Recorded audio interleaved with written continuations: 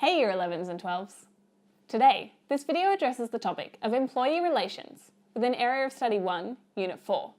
Employee relations refers to the system that operates to establish relationships between employees and employers to determine wages and conditions of work. The aim of employee relations is to have successful and productive relationships between employers and employees. Successful employee relations within an organisation is likely to have success in other areas, including profit and employee satisfaction. The stakeholders who maintain a vested interest in the employee relations process include employers, employees, trade unions, employer associations, and peak union bodies. Employers handle employee relation issues on a day-to-day basis. HR managers need to handle the legal requirements of government legislation and assist employers in negotiating agreements and helping resolve disputes. Employees are seeking to gain the best possible outcome in negotiations for their wages and working conditions. Employees are more highly educated than in the past and negotiate their demands in workplace agreements, which may be a union representation.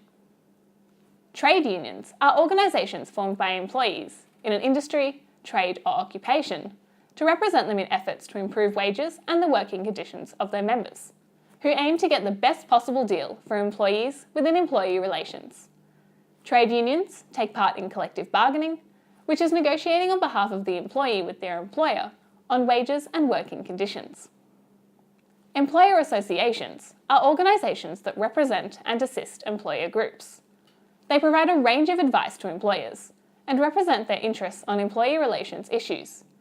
Types of employer associations include industry associations, professional associations, and peak bodies.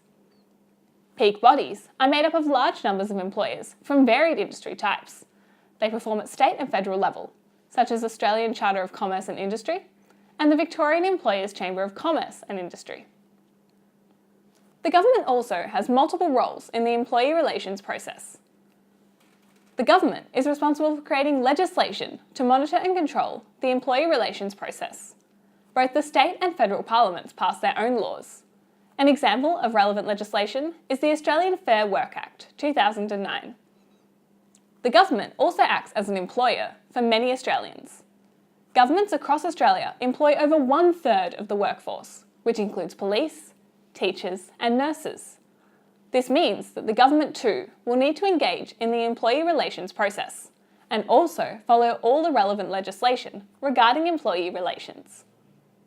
The government also has the role of acting as an economic manager. The government is responsible for ensuring that wages costs don't lead to inflationary pressure in the economy. The government is also an administrator of government policies on employee relations.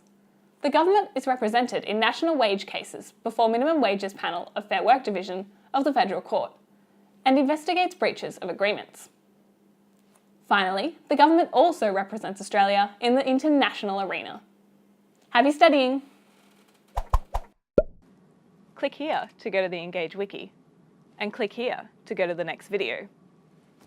He didn't have the guts. Do you?